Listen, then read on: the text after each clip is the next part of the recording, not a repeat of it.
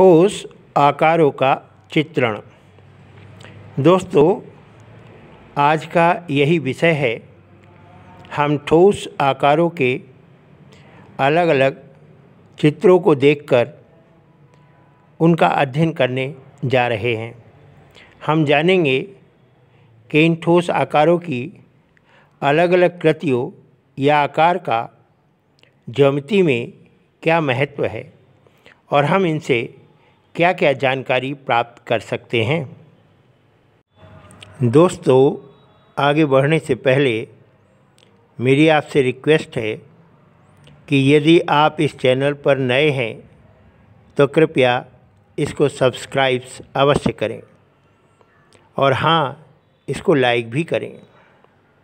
साथ ही मेरी आपसे रिक्वेस्ट है, इस चैनल को अधिक से अधिक विद्यार्थियों को प्रमोट करें जिससे वे भी इसका लाभ ले सकें।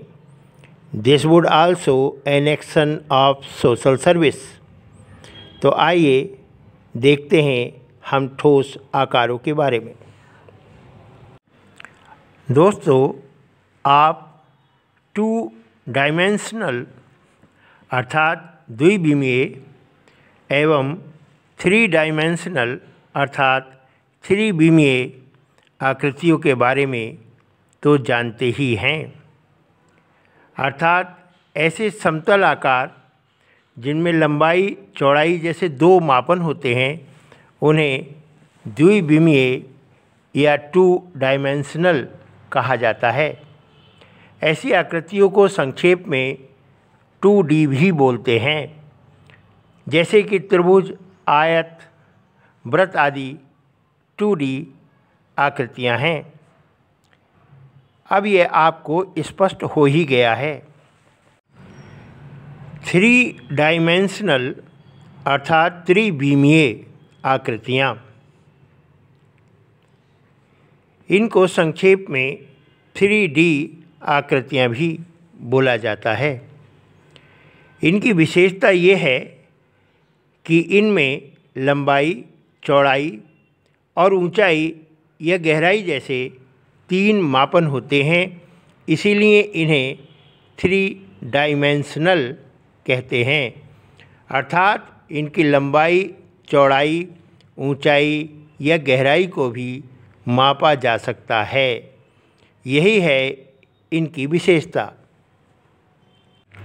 आइए अब हम इन आकृतियों को देखकर भी ये अनुमान लगा सकते हैं कि 2 डायमेंशनल एवं 3 डायमेंशनल अर्थात 2D और 3D आकृतियों में आधारभूत अंतर क्या होता है। इन चित्रों को ध्यान से आप देखकर इस बात को आसानी से समझ सकते हैं। अलग अलग कोणों से, अलग अलग दिशाओं से, सामने से, दाएं से, बाएं से देखने पर ये अलग अलग नज़र हैं। आइए इसको और गहराई से समझने के लिए इस चित्र की सहायता लेते हैं। ये एक झोंपड़ी का चित्र है। इसको यदि हम ऊपर से देखते हैं तो आकार कुछ और नज़र आता है, सामने की दृश्य में ये किसी और प्रकार से नज़र आती है और पार्श्व दृश्य में ये किसी और प्रकार से नज़र आती है। अर्थात ये स्पष्ट होता है कि 3D आकृतियों के आकार कैसे बनते हैं। दोस्तों, अब आप 2D एवं 3D आकृतियों को अच्छे प्रकार से समझ चुके हैं। आप ये भी जान चुके हैं कि ये कैसे पहचानी जा सकती हैं और ज्यामितीय गणित में इनका क्या महत्व है। इस प्रकार की आकृतियों को अपनी पाठ्य पुस्तक में ढूंढकर अपनी उत्तर पुस्तिकाओं में नोट करें और उसको समझें। अगले वीडियो में हम इससे आगे के विषय बिंदु को लेकर उपस्थित होंगे। तब तक के लिए जय माँ शारदा, जय भवानी, जय हिंद।